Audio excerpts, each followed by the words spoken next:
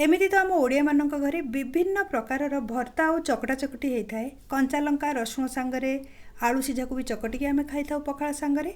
आज आम गोटे सुआदिया भर्ता तैयारी करबा आलू बैगणर भर्ता जोटा कि खाइबा बहुत स्वादिष्ट लगी था। डाली भात हो अथवा रुटी सांगरे सबु सांगरे एटा सुआदिया लगी था। चलतु रेसिपी आरंभ करबा।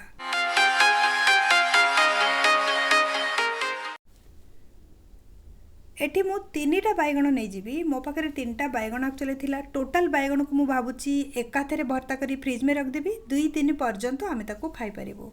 3टा बड़ बैगण आउ एई प्रकार बैगण जदि आपण करूचंती ना भर्ता क्वांटिटी भी अधिका होता है आउ ता संगरे भल भी लगी था। कहीं ना छोट बैगण रे जदि आम करूचे ना क्वांटिटी अधिका हेनी सब चोपारे ही बाहरी जीव। वर्तमान मझिरु बैगण टाकू काटिकी आम चेक करनबा। मझिरु निहाती काटिकी चेक करवा कहीं जदि पोक थी पोड़ू अथवा बैगण को आम सीझाऊ पोक भी ता सांगरे सीझीज अथवा पोड़ीज। से प्रथम 3टा जाक बैगण को पछपट साइड काटिकी मु मझिरु काटिकी 2 फाड़ करके आपको चेक करनेबी। वर्तमान आम गोटे कुकर नहीं जावा। कुकर रे आलू आउ बैगण को सिझेबा। जो 3टा जाक बैगण को आम प्रॉपर्ली काटिकी रखिथिले चेक करिकी 3टा बैगण को एथिरे नहीं जावा। ता संगरे आलू नवा 3-4टा आलू को प्रथम धोईकी मु फाड़ करके रखी। आलू गुड़ा को एथिरे आम नहीं जावा। एक्चुअली ना खाली बैगण अथवा खाली आलू जदि भर्ता करुचे सेटा भी भल लगे किंतु मिसेकी जदि आपण करूचंती ताले स्वादटा अलग प्रकार लगी थाए। क्वांटिटी भी अधिका होता है खाया को बहुत स्वादिष्ट लगी थाए। आलू आ बैगण को मुझे कुकर रे नहीं जाइछि। वर्तमान एथिरे आम पानी दबा। जो पर्यंत आलू बैगण अच्छी तार अधा पर्यंत मु पानी नौची। गोटे ग्लास फुल पानी नहीं जाइछि। आर कभर बंद करके 2टा सीटी देला पर्यंत कुक करवा। तापरे बांफ बाहरला परे आको आनी चेक करवा। 2टा हुइसिल देला परे 10 मिनिट पर्यंत मु कुकर को छाड़ी देइथिली। बांफ बाहरला परे मु आको नहीं के आछि। आपन देखि पारथिबे आलू बैगण बहुत बढ़िया भागरे सिझी जाइछि। वर्तमान गरम अच्छी। प्रथमे आलू बैगणर चोपा को आमे छड़ेबा। बैगणर चोपा को छड़ेबा आउ ताको चेक भी करबा आउ थरे। कारण टिके लगी थाए ना काले साइड रे पोक पोक थब अथवा कला अंश थी। बैगण को एमती फाड़ करके नहीं जाइकी तापरे ता ऊपर चोपाटा को छड़ेदबा। सिझिला परे फटाफट आपन चोपा छड़ेबे बहुत आराम से छाड़ी जीवो। अधिका समय जमा रखिबेनी नले चोपाटा सुखिकी बैगण संगरे लागि जीवो। छड़ेया को प्रॉब्लम हबो। हातरे आको एमती खोला करदबा। सबु बैगण आउ सबु आलू को सेम प्रोसेस रे मु वर्तमान चोपा छड़े नेछि। आपको चकटी नवा। चकटला बेले ना बैगण को तो चकटिबा भल कि आलू को रफली चकट नेबे। पूरा आलू को भल कि चकटिबे नहीं कहीं ना बैगण तो सेमिति गोड़े पोड़े कला बेलू सेटा मिसी जीवो चटनी सांगरे अथवा भर्ता सांगरे। आलू जदि खंड खंड होइक रहउछि ना आर स्वादटा बहुत बढ़िया आसीबो। सेति कि रफली मु आलू को चकट नेली। एबे बैगण को भी हाथ में मिसई देबी। एटा तैयारी कला बेलू ना भल कि जदि बैगण सिझिथिबा कौड़िया बैगण होइतिबो ऑटोमेटिक कड़ई रे आपको जितेबाला आम तैयारी करवा पियाज पकईकि सेतबले एटा मिसी जीवो। बैगण को ताहले मु टिके चकटी नेछि। गोटे कड़ई को प्रथम मु गरम करी रखिछि। एथिरे आम 4-5 चमच रिफाइन तेल नहीं जावा। टिके अधिका तेल मु नौछि कहीं ना आलू आउ बैगणर क्वांटिटी भी अधिका अच्छी। जेमती कि आलू आम नहींचे 4टा आउ ता संगे बैगण बड़ साइज 3टा। प्रथम आम तेल को भल कि गरम हवा को दबा।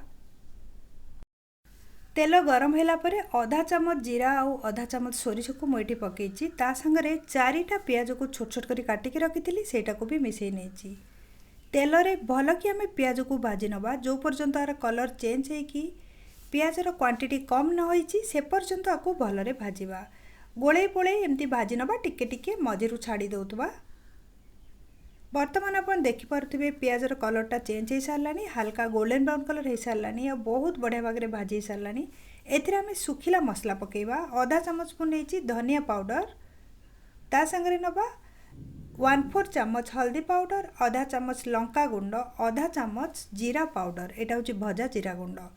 सबु मसला को किछि सेकेंड पाई मिसई नबा। ए समय रे फ्लेम को स्लो करिवे नले सुखिला मसला जळि जाई पारे। वर्तमान मसला गुडा को भी फ्राई हे गला। एथिरे आमे पकेबा कंचा लंका। 3-4टा कंचा लंका को छोट छोट करी मु काटिकी रखिथिली। ता संगरे टमाटो। टमाटो भी 2टा मीडियम साइज रो ताको प्रथम रो काटिकी रखिथिली। सबु सामग्री को गोळेई दबा टिके। तापरे स्वाद हिसाब रे एथिरे लूण पकेबा कहीं ना लूण जदि आमे पकाउचे को भी परिवार सेटा जल्दी सिझी जाई थाए। कहीं ना लूणटा परिवारु पानीटा को बाहर कर देई थाए।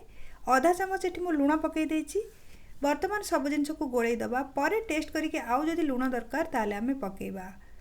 ये जो टमाटो ना सॉफ्ट है पियाज और मसला संगे मिसिला पर्यंत आपको गोले पोड़ेकी आम कुक करवा। बर्तमान आप देखिपे 4 मिनिट पर हो सारा टमाटोटा पूरा मिसीगला मसला सांगरे।